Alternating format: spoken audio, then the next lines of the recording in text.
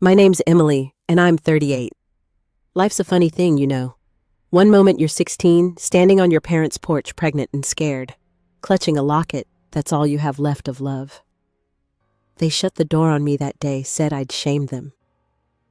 I built a life from those ashes, but 20 years later, my parents showed up expecting something. What they found wasn't what they imagined. Have you ever been judged when you needed grace? I'd love to know where you're watching from. If my story resonates, please hit like and subscribe to join me on this journey. Back then, I was just a kid, 16 and lanky, navigating high school in our sleepy Ohio town. I sang in the choir, doodled in my notebooks, and thought life was simple. Ethan was my world, the boy with the crooked smile who'd sneak me notes in biology. We were careful, or so I thought. But one chilly March afternoon, I stood in Clara's bathroom, staring at 2 pink lines on a drugstore test. My hands shook so bad I dropped it in the sink. Clara hugged me, whispering it'd be okay, but my stomach churned with dread. I didn't sleep that night. I lay in bed, tracing the locket's edges, imagining my baby. I wanted to tell Ethan first to see if he'd stand by me. The next day, I found him by the bleachers, his Letterman jacket slung over one shoulder. My voice cracked as I told him. His eyes widened, and he stepped back, muttering about college plans and how we were too young. He promised to call later, but his voice was hollow. By evening, his phone went to voicemail. Clara was my rock. She had this wild laugh and a knack for making everything feel lighter. She insisted I tell my parents soon before rumors spread. I knew she was right, but the thought of facing them made my chest tight. My dad, Robert, was a deacon at church, all fire and brimstone about honor. My mom, Diane, was softer, but followed his lead. I spent days rehearsing what to say, picturing their disappointment, but hoping for a sliver of understanding. The night I told them, we were at the kitchen table, the smell of pot roast lingering. Nathan, my older brother, was there picking at his plate. I took a deep breath, my fork trembling in my hand. I said I was pregnant. The room went still. Dad's face turned to stone, his jaw clenching. Mom gasped, her hand flying to her mouth. I stammered, saying I'd figure it out, that I was sorry. Dad cut me off, his voice low and sharp, saying I'd disgraced our family. Mom started crying, but she didn't look at me, just nodded as Dad spoke. Clara had come over thinking she could help. She sat in the living room waiting, but Dad called her in. She tried to speak up, saying I was still their daughter, that I needed them. Dad shut her down, telling her to stay out of family business. His words stung like I wasn't even his anymore. Nathan just stared at his plate, not saying a word. I looked at him, begging with my eyes for support, but he muttered something about keeping the peace and looked away. After dinner, Dad told me to pack a bag. He said I couldn't stay under their roof, that I'd made my choice. Mom stood by the sink, wiping her hands on a dish towel, her back to me. I wanted to scream to make them see me, but my throat was too tight. I went to my room, shoving clothes into a duffel, my hands shaking. Clara waited outside her mom's car, idling in the driveway. As I stepped onto the porch, the door clicked shut behind me, and the sound echoed in my chest. Clara's house was a lifeline, but it didn't feel like home. Her parents, Linda and Greg, were kind, letting me crash on their lumpy couch, but I caught their sideways glances. I was a guest overstaying her welcome. Clara tried to keep things light, dragging me to watch old movies, but my mind was elsewhere. Every creak of the floorboards made me hope it was Mom coming to take me back. But the phone stayed silent, and the mailbox held nothing but bills for Clara's folks. I started noticing things. Linda's tight smile when she set an extra plate for me. Greg's grumble about grocery costs quickly hushed. One night, I overheard them in the kitchen, voices low but sharp. Linda said they couldn't afford another mouth forever. Greg sighed, saying they had to help, but didn't know how long they could. My face burned with shame. I was a burden, a problem they hadn't signed up for. School was another blow. I tried going back, hauling myself to class despite the nausea that hit every morning. But the halls felt different. Girls whispered behind their lockers, their eyes darting to my stomach. A teacher pulled me aside, suggesting I consider my options like I was a math problem to solve. Clara stuck by me, glaring at anyone who stared, but the weight of it all was too much. I stopped going, promising myself I'd catch up later. Finding work was my next hurdle. I was 16, pregnant with no skills. Clara's neighbor, Mrs. Thompson, paid me to clean her garage, but it wasn't enough. I'd walk Main Street, clutching want ads, my sneakers worn thin. Most places wouldn't hire a kid, especially one showing a bump. I felt invisible, like the world had written me off. At night, I'd lie on that couch, rubbing my belly, whispering to my baby that we'd make it somehow. Ethan's silence gnawed at me. I'd left him voicemails, each one more desperate, but he never called back. One day, I saw his mom at the grocery store. She froze, then mumbled something about Ethan being busy with college prep. Her pitying look cut deeper than any words. I realized he'd moved on, leaving me to carry this alone. It wasn't just my parents who'd turned their backs. It was everyone I'd trusted. Nathan showed up one evening, his pickup idling in Clara's driveway. I hadn't seen him since that awful dinner. He looked tired, his flannel shirt wrinkled. He said he'd been thinking about me, that he felt bad about staying quiet. I wanted to believe him, but his words felt like too little too late. He handed me $20, saying it was all he had. I took it, but my heart stayed heavy. Why hadn't he fought for me when it mattered? The final straw came at Clara's. I'd been there a month trying to blend into the walls. One morning, Linda sat me down, her voice gentle but firm. She said they loved having me, but their budget was stretched thin. She suggested I look for another place soon.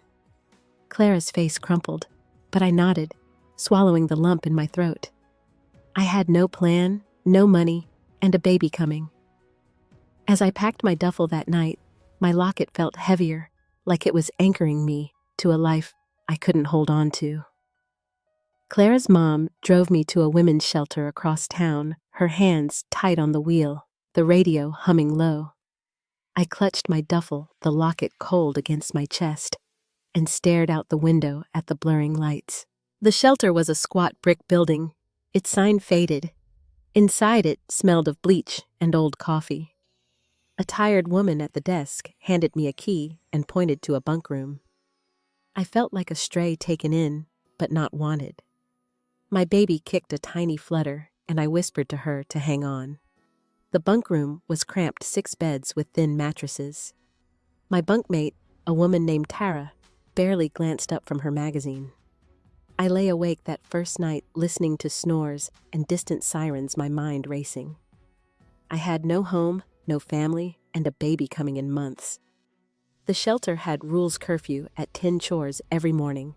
I scrubbed toilets to earn my keep, my back aching, my pride in tatters. Days blurred into weeks. I found a job at Mabel's Diner, a greasy spoon off the highway. Mabel was a wiry woman with kind eyes, always slipping me extra fries. I worked the cash register, smiling at truckers and locals, my belly growing under my apron. The tips were meager, but I saved every dime, stuffing bills into a sock under my pillow. I'd browse thrift stores for baby clothes, picking out tiny socks, imagining my daughter wearing them. It kept me going, even when my feet throbbed. But the loneliness was a weight I couldn't shake. Clara called when she could, but her voice felt distant, like she was already moving on. I'd see families at the diner, moms laughing with their kids, and it'd hit me hard. My parents hadn't reached out, not a call, not a note. I'd pass the church on my way to work, picturing Dad preaching about sin, Mom nodding in the pews. They'd erased me like I was never theirs. One afternoon, Ethan showed up at the diner. I froze my hand on the coffee pot. He looked older, his hair longer, wearing a college sweatshirt. He slid into a booth, asking how I was. His voice was too casual, like we were old friends catching up. I wanted to scream, to ask why he'd ghosted me, but customers were watching. I poured his coffee, my hands steady, and said I was fine. He mumbled about being home for the weekend, how college was tough. Then he slid a 20 across the counter, saying it was for the baby. I stared at the bill, my throat burning. It wasn't help. It was pity, a way to ease his guilt. I pushed it back, telling him to keep it. He looked surprised, then left, without another word. Mabel watched from the counter, her brow furrowed, but didn't ask. That night, I sat on my bunk, counting my savings, feeling the sting of his gesture. He thought I was broken, someone to toss scraps to. The anger bubbled up, mixing with the ache of being so alone.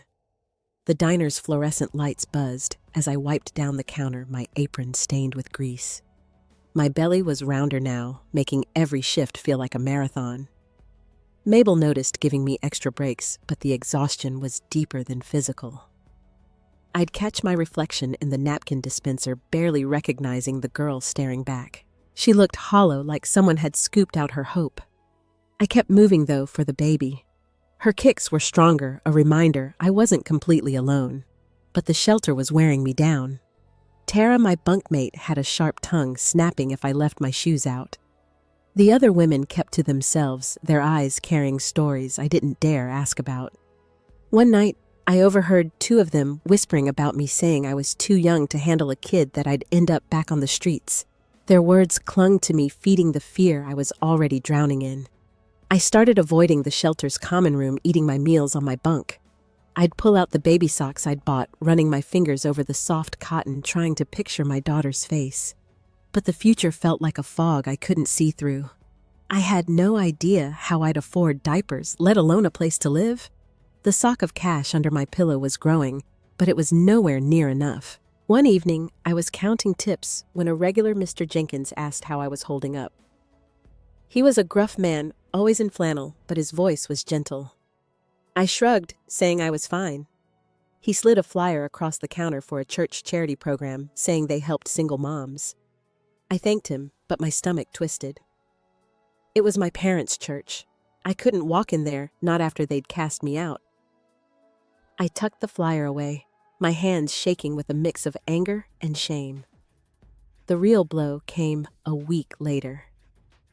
I was at the shelter folding laundry when the desk worker called me over.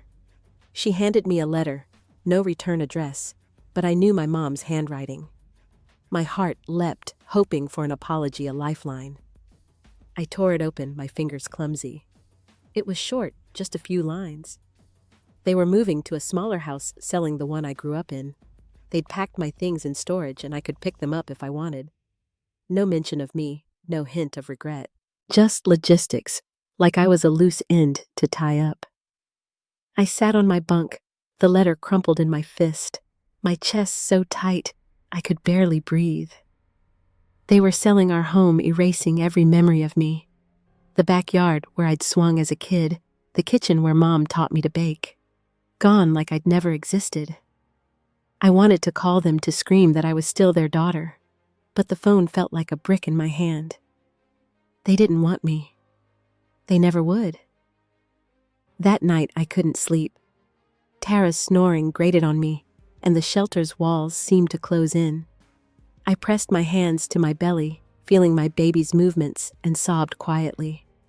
I was 17, pregnant, and utterly alone. The world felt like it was pressing down, and I didn't know how much more I could take. As I clutched the locket, its chain digging into my palm, I wondered if I'd ever find a place to belong again. The summer heat was brutal, pressing against the shelter's thin walls as my due date crept closer. I was 17, waddling through my shifts at Mabel's diner, my ankles swollen and my heart heavy. The letter from my parents still sat folded in my bag, its words like a bruise I couldn't stop touching. I'd been saving every penny, dreaming of a tiny apartment for me and my baby, but the numbers didn't add up. Each night, I'd rub my belly, promising her a better life, even if I didn't know how. Clara came to visit when she could, her college stories a bright spot in my gray days. She'd bring me snacks, insisting I needed to eat more, and we'd sit on the shelter's back steps laughing about old times. But her visits were shorter now, her life pulling her away. I didn't blame her, but the ache of her absence grew. I was counting down the days, terrified and thrilled about meeting my daughter. The labor hit me like a freight train. It was a muggy August night, and I was folding towels at the shelter when a sharp pain doubled me over. Tara, my bunkmate, grumbled about the noise, but another woman. Rosa saw my face and grabbed my bag. She called Clara, who sped over in her beat-up hatchback. At the hospital, the fluorescent lights buzzed, and the nurses moved fast. Clara held my hand, her voice steady, telling me I was strong. I wanted to believe her, but the pain was relentless, and I felt so small. Hours blurred together, sweat and tears mixing on my face. Clara stayed wiping my forehead, whispering encouragement. No one else came. No parents, no Ethan, no Nathan.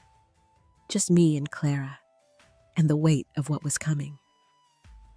When the nurse said it was time to push, I gripped the bed rails, my body screaming. I thought of my baby, of all I'd fought for, and pushed with everything I had. Then a cry pierced the air, sharp and perfect. My daughter was here. They placed her in my arms, tiny and warm, her eyes squinting up at me. I named her Lucas after my grandmother, the one who'd given me the locket. She was everything, my whole world in a 6-pound bundle. I kissed her forehead, sobbing with joy, promising I'd never let her feel unwanted. Clara cried too, snapping a blurry photo with her phone. For a moment, it was just us, and I felt like I could do anything. But the high didn't last. The next morning, a nurse named Joyce came by, her smile soft. She checked Lucas's chart, then handed me a pale blue blanket knitted with tiny stars. She said she made it for new moms who needed extra love. Her kindness broke something in me, a reminder of the family I didn't have. I thanked her, my voice cracking, and tucked the blanket around Lucas. Joyce lingered, sharing that she'd lost a child years ago, and I saw the pain in her eyes. It was a fleeting connection, but it anchored me. Then the letter arrived. A hospital volunteer brought it to my room, a thin envelope with my name in my father's stiff handwriting. My stomach dropped. Clara urged me to open it, saying maybe it was good news. I tore it open, my hands trembling, hoping for a sign they cared. The words hit like a slap. They wrote that my choices had ruined their lives, that I'd brought shame they couldn't escape. They said they were done with me, that I wasn't their daughter anymore. No congratulations, no mention of Lucas. Just cold, final rejection. I stared at the page, my vision blurring. Clara grabbed it, her face twisting as she read. She cursed under her breath, saying they didn't deserve me. But her anger couldn't touch the pain swallowing me whole.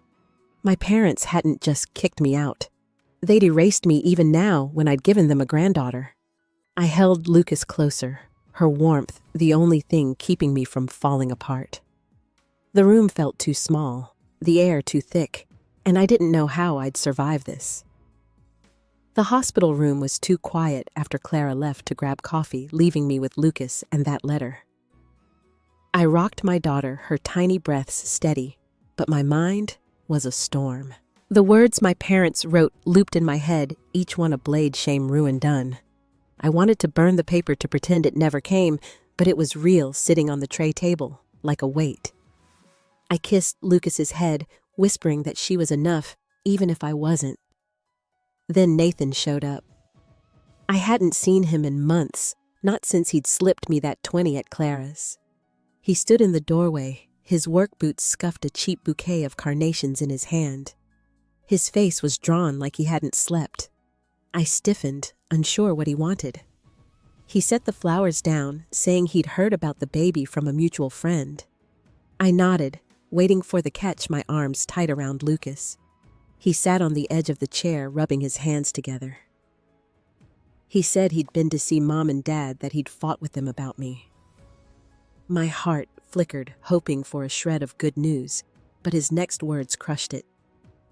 He said they'd cut him off too, told him he was betraying the family by even mentioning my name.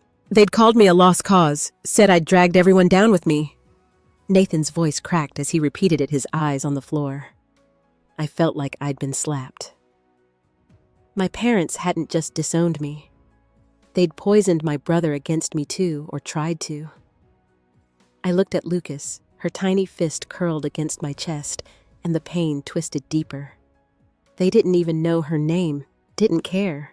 She existed. Nathan kept talking, saying he'd moved out, that he was done with their rules. He wanted to help me to be a real brother now. But his words felt distant, drowned out by the roar in my head. I asked why he hadn't stood up for me back then at that dinner table when Dad kicked me out. My voice was low, but it trembled with years of hurt. Nathan flinched, stammering that he was scared, that he thought I'd be okay. Okay, I laughed, a bitter sound that startled Lucas. I told him I'd been alone scraping by in a shelter while he kept quiet to save his own skin. He tried to apologize, but I cut him off, my anger spilling over. The nurse Joyce poked her head in, asking if everything was all right. I nodded, forcing a smile, but my hands shook as I adjusted Lucas's blanket. Nathan stood, saying he'd come back later, but I barely heard him.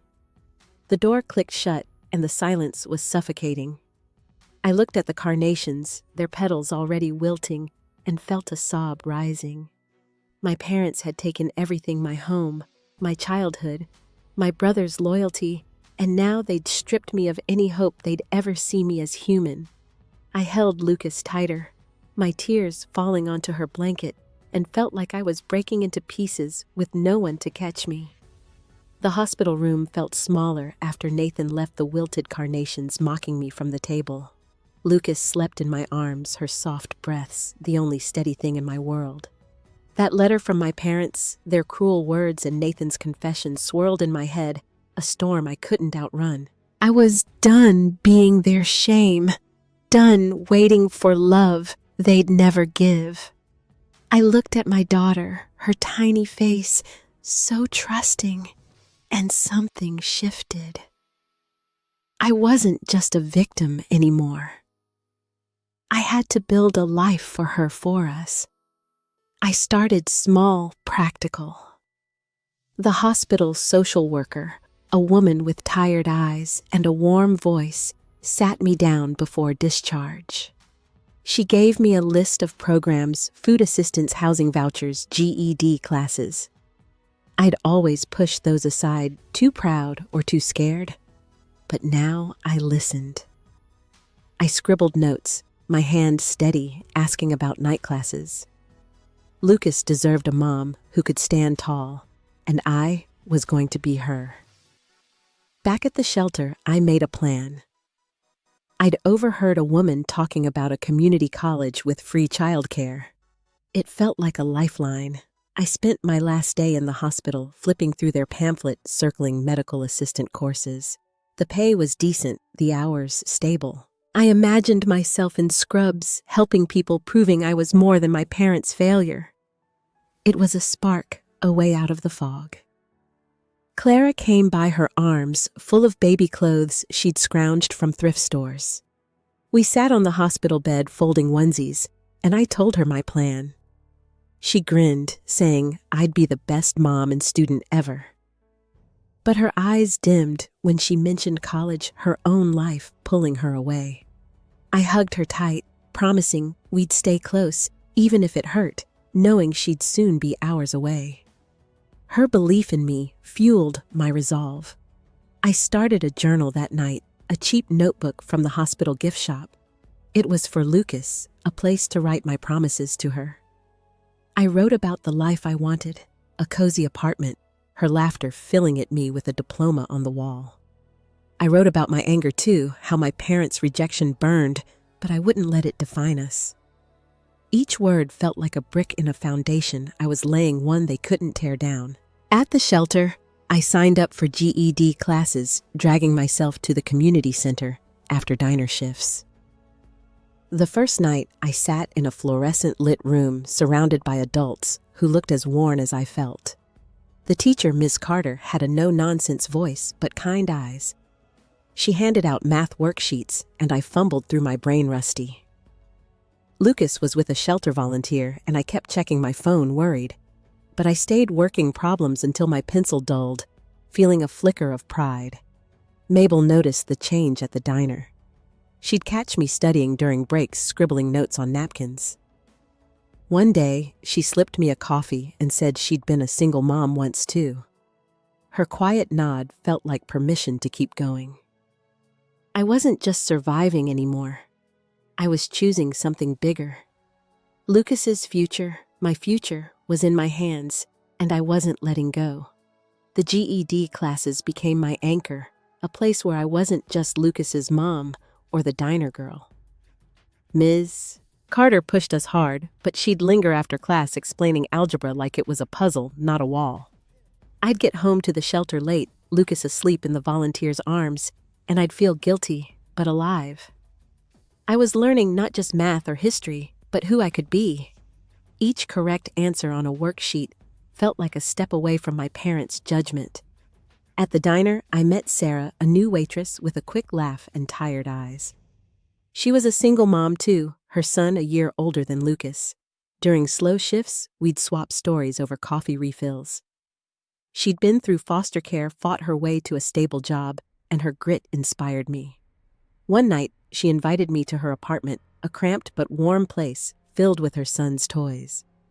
We cooked spaghetti, and I saw what a real home could look like. Sarah became my mirror, showing me I wasn't alone in this fight. I started applying for medical assistant programs, my hands sweating as I filled out forms. The community college had a scholarship for single parents, and Sarah helped me write the essay. I poured my heart into it, writing about Lucas, how her birth gave me purpose. Mailing that application felt like sending a piece of myself into the world, fragile but fierce. I'd check the shelter's mailbox daily, my heart racing, knowing one letter could change everything. The journal for Lucas grew thicker. I'd write late at night, the shelter quiet except for Tara's snores. I told Lucas about my dreams for her, how I wanted her to grow up proud, never doubting her worth. I wrote about my parents too, not with anger anymore, but with a quiet resolve to be different. Their rejection was their failure, not mine. Each page was a promise, a way to make sure Lucas knew she was loved no matter what. One afternoon, a rude customer at the diner tested me. He snapped about his cold eggs, his voice loud enough to turn heads. I used to shrink in moments like that, but I stood tall, offering to remake his order with a calm smile. He grumbled, but backed off, and Mabel gave me a nod from the kitchen. It was small, but it felt huge. I was learning to hold my ground, to not let others' bitterness dim my light. The breakthrough came when I got the scholarship letter. I was wiping tables when the shelter called, saying mail had arrived. I ran back Lucas in my arms and tore open the envelope. Accepted. Full tuition covered. I sank to the floor, laughing and crying, Lucas giggling like she understood. Sarah threw us a mini party that weekend, just us and her son, with cupcakes and cheap soda. I felt like I was finally building something real. That night, I stood in the shelter's bathroom, Lucas asleep in her crib nearby. I looked in the mirror, really looked for the first time in months. My eyes were tired, but they were clear, no longer clouded by shame. I tucked the locket into my pocket, its weight a reminder of where I'd been, not where I was going. I didn't need my parents' approval anymore. I was enough for Lucas, for myself. I turned off the light, the room dark, but steady, and felt a quiet strength settle in my bones. The scholarship letter was my turning point. A door cracked open after years of locked gates. I started the medical assistant program that fall, Lucas in the college's daycare, her chubby hands waving as I left for class. The campus was overwhelming, all glass buildings and confident students, but I found my rhythm. My days were a blur of lectures, diaper changes, and diner shifts, but I felt alive, like I was carving a path for us. Lucas was my why, her giggles a reminder of what mattered. I moved out of the shelter into a tiny studio apartment, just a room with a hot plate and a mattress on the floor. It was ours, though, with Lucas's drawings taped to the walls. Sarah helped me haul a second-hand crib up the stairs, her son trailing behind with a toy truck. We laughed until we cried, the kind of joy that comes from scraping by together. The place smelled of mildew, but it was freedom, a space where I answered to no one. Work at the diner slowed as I focused on school, but Mabel kept me on weekends, saying I was family. I'd study anatomy flashcards between orders, the coffee pot hissing nearby. One evening, a new coworker, Tanya, asked about my classes. She was older with a gravelly voice and a son in high school. I told her about the program, how it was hard but worth it. She nodded, saying she'd always wanted to go back to school. Her quiet respect made me stand a little taller. Nathan started coming around more, showing up with takeout or a pack of diapers. He'd play with Lucas building block towers while I studied. It wasn't easy letting him back in after his silence all those years ago, but he was trying. One night, over greasy pizza, he opened up about our parents. They'd hit hard times, he said, selling their new house to cover debts. Dad's heart was acting up, Mom was anxious, and they were barely scraping by. I listened, my fork still feeling a pang I couldn't name. I didn't want to care, not after what they'd done. But Nathan's words stirred something, a mix of old hurt and unwanted pity. I changed the subject, asking about his job, but the news clung to me. I'd spent years building walls against them, and now those walls felt thinner. I looked at Lucas babbling in her high chair and wondered what she'd think of grandparents who'd never met her. It was a question I wasn't ready to answer. Sarah's life took a hit that winter. Her car broke down, leaving her stranded for shifts. I saw the stress in her eyes, the way she counted tips twice. I slipped her some cash one night, what I'd saved for a new coat. She tried to refuse, but I insisted, saying she'd done the same for me. Helping her felt right, like I was paying forward the kindness I'd leaned on. It made me realize how far I'd come, not just surviving, but giving back. At school, I aced my first clinical rotation, drawing blood with steady hands, while the patient, an elderly man, told me about his grandkids. My instructor praised my calm, and I felt a swell of pride. I was good at this, not because of anyone else, but because I'd fought for it. Lucas was thriving too, stringing words into sentences, her curls bouncing as she ran to me at daycare. We were making it against all odds, but Nathan's news about my parents lingered, a shadow I couldn't shake, and I wondered if their struggles would ever pull me back. The studio apartment was drafty, but Lucas's laughter warmed it. She'd toddle around chasing a plastic ball while I reviewed medical terminology at our wobbly table. My life was fuller now, with school and work, and Sarah's friendship. But Nathan's words about our parents' struggles hung over me. I tried to push them away, focusing on flashcards or Lucas's bedtime stories, but they crept in during quiet moments. I didn't owe them anything yet. The thought of their hardship gnawed at me, uninvited. One morning, Lucas drew a picture at daycare, a crayon scribble of our little family. She pointed to me, herself and Nathan, her smile wide. No grandparents, no hint of the people who'd shaped my past. I pinned it to the fridge, but it stirred a strange ache. I'd built this life without them, but seeing Lucas's world so small, so complete without them, made me question what family meant. I didn't want her to carry my scars. At the diner, Tanya started opening up, sharing stories of her son's basketball games. She'd watch me with Lucas during breaks, noting how I'd braid her hair or sing to her. One day she said I was doing good, better than she had at my age. Her words landed softly, a validation I hadn't sought but needed. I was becoming someone others saw as strong, not broken. It was a shift I felt in my bones, even if doubt still lingered. Nathan kept visiting often with small gifts, like a stuffed bear for Lucas. He'd talk about his new job at a warehouse, his voice lighter than before. But one evening, he brought up our parents again. He'd seen them at the grocery store, frail and quiet, barely acknowledging him. He said they asked about me just once, their voices clipped. I froze, my dish sponge dripping in the sink. They'd asked, but hadn't reached out. It was a half step, not an apology, and it stung more than their silence. I started noticing changes in myself at school. During a mock patient interview, I calmed a nervous classmate, my voice steady, my questions kind. My instructor, Ms. Reynolds, pulled me aside after saying I had a gift for putting people at ease. I walked home that night, Lucas asleep in her stroller, and felt a flicker of something new belief in myself. I wasn't just surviving. I was growing into someone I respected, but the weight of my parents' struggles wouldn't lift. Nathan called one night, his voice low. He'd heard from a cousin that Dad needed surgery, and Mom was selling jewelry to cover bills. He didn't ask me to help, but his pause said enough. I hung up my throat tight and sat by Lucas's crib. She slept peacefully, her chest rising and falling. I'd fought so hard to leave my parents behind, but their shadow still reached me.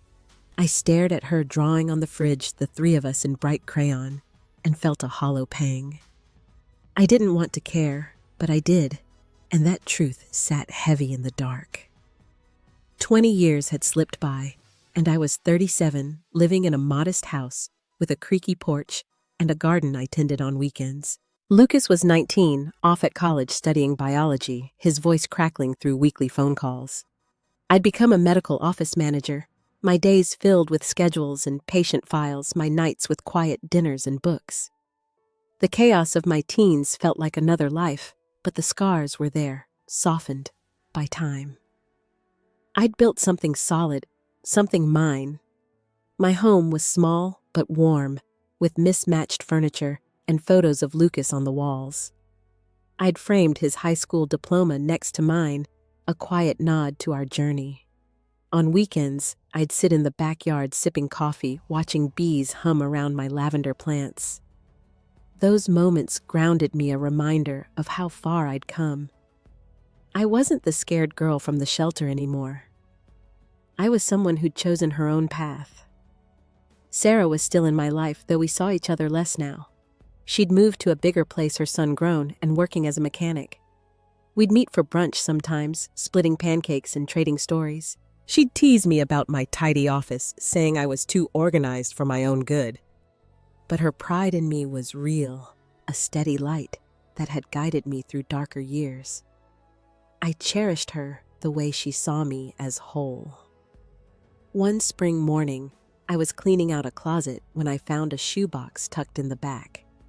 Inside was my old locket, its silver tarnished but intact. I held it, the metal cool in my palm, and memories of my grandmother flooded back, her warm hugs, her stories of resilience. She'd believed in me when no one else did, and that belief had carried me. I sat on the floor, the locket in my hand, and felt a quiet gratitude for her, for the strength she'd planted in me. Nathan called that afternoon, his voice hesitant.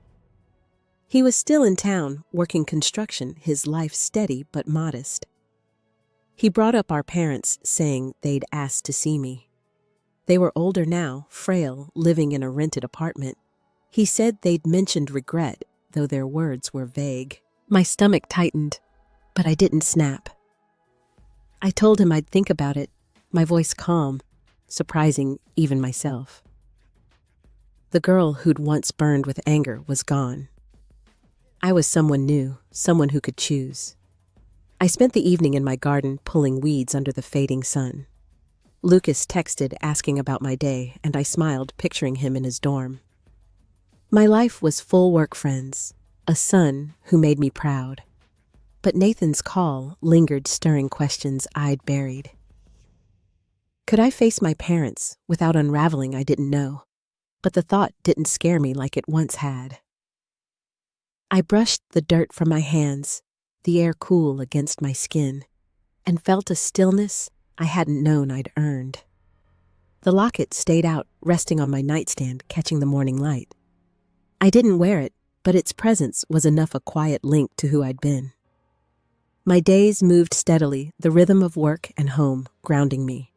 I'd walk to the office, nodding at neighbors, their dogs tugging leashes. Life felt simple, not perfect, but mine. Lucas's calls were the highlight, his stories of lab experiments making me laugh. He was building his future, and I'd given him the roots to do it. Sarah invited me to her place one Sunday, her kitchen smelling of roasted garlic. We sipped wine, her son now a man who joined us joking about her cooking. She asked about Nathan's call, her eyes searching mine.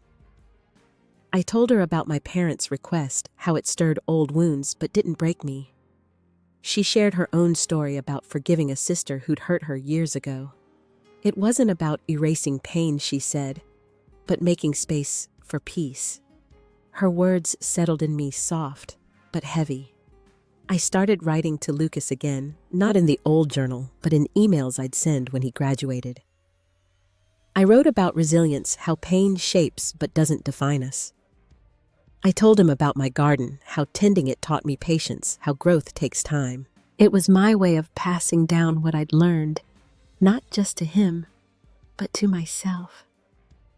I'd sit at my desk, the house quiet, and feel a clarity I hadn't known I'd needed. Nathan came by one evening, his truck rattling in my driveway. He looked older lines creasing his forehead. He didn't push about. Our parents just handed me a coffee and sat on the porch. We talked about small things, his job, Lucas's studies, but his eyes held a question and I answered it. I'd meet them. I said not for them, but for me. He nodded, a faint smile breaking through. It wasn't reconciliation, not yet, but it was a step I could take. The next day, I walked to the park near my house, a place I'd go to think. Kids played on swings, their laughter sharp and free. I sat on a bench, watching clouds drift, and thought about my parents. They'd hurt me, but I wasn't that girl anymore. I'd built a life not to prove them wrong, but to prove I could. I didn't need their apology to be whole. The realization was quiet, like a breath held too long finally released. I went home, the air cool, my steps light. I watered my lavender plants, their scent rising in the dusk. The locket gleamed on my nightstand, a piece of my past I no longer feared. I was ready to face them, not out of anger or hope, but because I'd found my own peace. I stood in my garden, the world still, and felt the weight of years lift just enough to carry on. The day my parents came, the sky was heavy with clouds, the kind that promise rain but hold back. I was 37, my house tidy, coffee brewing in the kitchen. Lucas was home from college for the weekend, sprawled on the couch with a textbook. I'd spent the morning rearranging bookshelves, a nervous habit, but my hands were steady. I wasn't the girl they'd thrown out anymore. I'd built a life not perfect but real, and I was ready to face them on my terms. They knocked softly, almost timidly. I opened the door to find them smaller than I remembered. Their faces lined their clothes worn. Mom's hair was gray, Dad's shoulders stooped. They carried a plastic bag, the kind you get at a drugstore, and stood there unsure. I invited them in, my voice calm, and pointed to the living room. Lucas glanced up curious, but guarded his eyes, flicking to me for cues. I nodded, and he went back to his book, giving us space. We sat at my dining table, the wood scratched from years of meals. Mom clutched the bag, pulling out a small photo frame, an old picture of me at 6, gap-toothed and grinning. She slid it across the table, saying they'd found it while moving. Her voice was soft, hesitant, like she was testing the air. Dad cleared his throat, saying they'd thought of me often. I looked at the photo, my younger self staring back, and felt a tug, not pain, but something softer, sadder. I didn't rush to fill the silence. I poured coffee, the mugs clinking, and let them talk. They spoke of their struggles, the house they'd lost, Dad's surgery. Their words were careful, skirting around the past. I listened, my hands folded, noticing how they avoided my eyes. Lucas shifted on the couch, his presence a quiet strength. I asked about their lives, now simple questions keeping the conversation light. but the weight of what they'd done sat between us unspoken. They expected something I could tell. Maybe tears, maybe forgiveness poured out like water. But I wasn't that girl anymore. I'd spent years carrying their rejection, letting it shape me, but I'd learned to set it down. I looked at them, really looked, and saw two people who'd made choices they couldn't undo. They weren't monsters, just flawed, and that truth settled in me heavy, but not crushing. I sipped my coffee, the steam rising, and felt a quiet control I'd earned. Lucas joined us after a while, sitting beside me.